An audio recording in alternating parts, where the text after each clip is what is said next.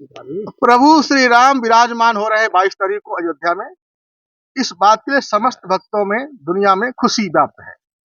जो लोग टीका टिप्पणी कर रहे हैं वो अज्ञानी हैं। और एक साधु ने तो हद ही पार कर दी।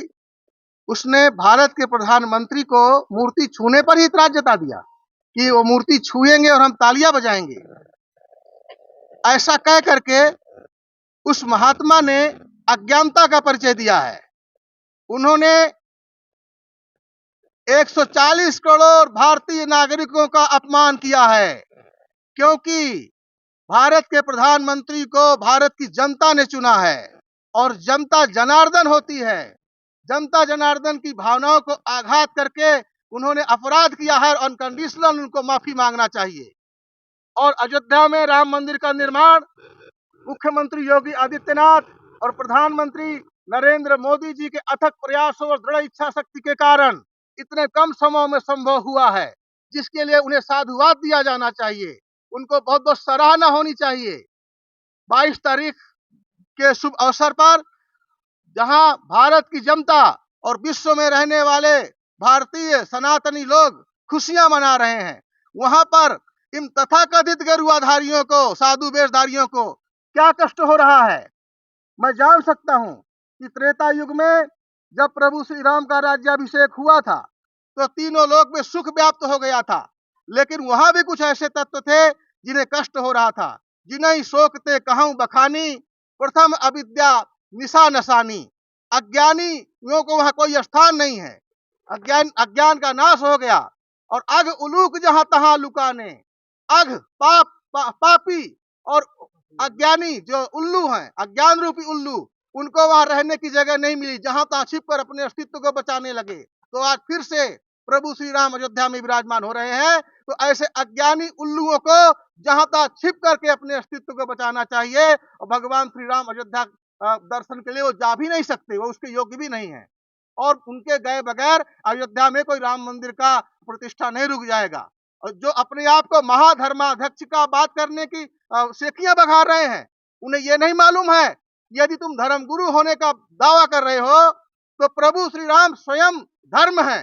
रामो विग्रहवान धर्मः, ये आर्ष कवि वाल्मीकि का शब्द है। कि उस महात्मा ने प्रधानमंत्री के खिलाफ टिप्पणी करके, वो भी राम मंदिर के शुभ कार्य के लिए खिलाफ टिप्पणी करके 140 करोड़ भारतीय नागरिकों का अपमान किया है, क्योंकि प्रधानमंत्री को देश की जनता ने चुना है और जनता जनार्दन होती है।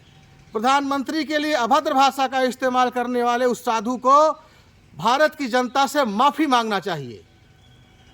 और प्रभु श्री राम के उत्सव में जिन्हें शामिल होना है वो सब भक्तगण शामिल हो रहे हैं। यदि किसी का दुर्भाग्य है, नहीं शामिल होना चाहता तो ना शामिल हो, लेकिन प्रोपेगेंडा ना करे और माहौल खराब करने की कोशिश ना करे।